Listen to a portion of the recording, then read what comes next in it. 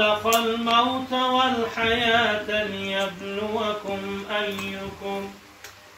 ليبلوكم أيكم أحسن عملا وهو العزيز الغفور. بسم الله الرحمن الرحيم. اللهم صل على سيدنا ونبينا وحبيبنا وشفيعنا ومولانا محمد صلى الله عليه وسلم. بگفت اسماعیلم در راه سبحان دهم سجان نمی ترسم زی یک جان به هر حاله که باشد امری باری زی امری دوست دارم جان سپاری. حیف از این عمره که به یاد خدا می گذرد. حیف از این عمره که به یاد خدا می گذرد که همه روز با صد جرم و خطا می گذرد که همه روز با صد جرم و خطا می گذرد. عمر هر آدمی گنج است که شرحش نتوان.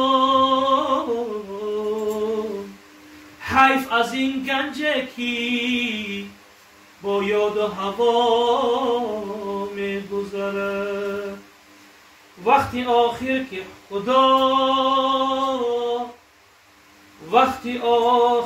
خدا حاصل عمرت طلبد اندر آن روز چی گویی که چی ها می گذرد. شیخ ملا و یا مفتی و یا قاضی شهر کاروباری همه باروریا می گذرد. نصف پوشیده حضوری به خدا سر همه عالم است هرچی به خاطر همه را می گذرد. خدایا مدده تو را چون تو اله است. خدایا مدده. روخی زردم خبرم کرد که شد وقتی سفر و دیگر آخری راه است. خدایا مدده. حضرت میگه که روخی زردم گیری مرا ببین، میگه حال مرا ببین، خبرم کیسه است که وقتی رفتن سفر چیده است.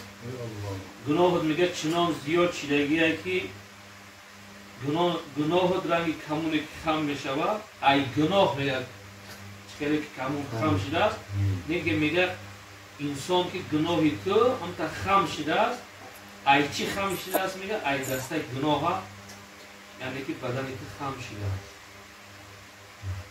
حضرت میگه که دل من غرق تمنای وصالت شده است و کی را چون تو اله است.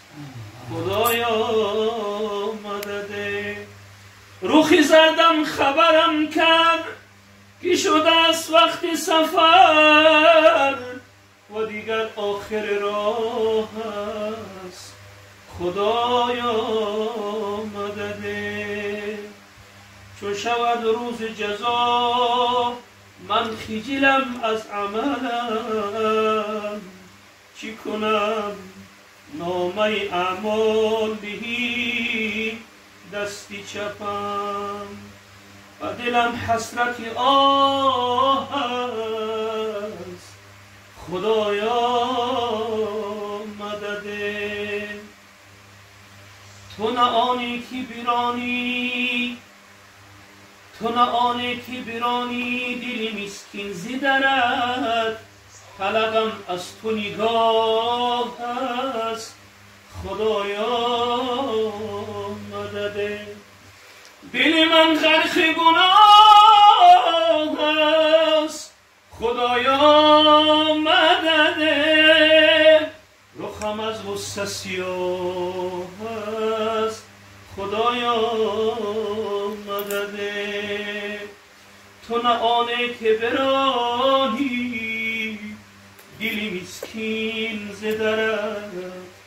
حضرت خشد آخر میگه که پروردگار ما ایت باوری دارم که ما این مسکین ای درگاه نمیپرتوی، یعنی مرا قبول میکنی و همین گناهام. طلبم از تو نگاه است خدایا مدده. طلب من میگه همش از طرف تو است که تو مرا مدد کنی.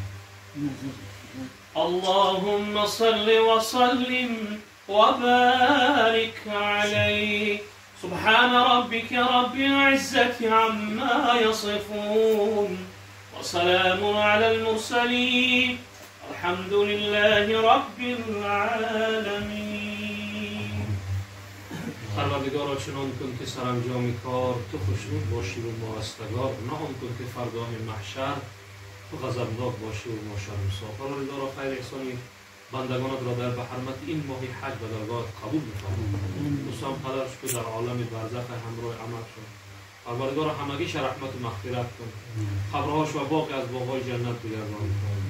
پروردگار حضرت محمد صلی الله علیه و سلم وعده کرده که هر کسی قربانی میکند، هر خونی که از بدن قربانی میریزد، الکی خداوند گناه او را میبخشد و هر مویی که در بدن قربانی است به عدد هر یک مو پروردگار حبیبش وعده کرده است که یگام دو محمد دروغ نیست، خداوند گناهش را میبخشد. پروردگار قربانی بندگان را قبول کن، گناهاشان را ببخش و روز قیامت از شفاعت حبیب یعنی حضرت محمد مصطفی صلی الله علیه و سلم همه موشون را خدا و نصیب بگردان.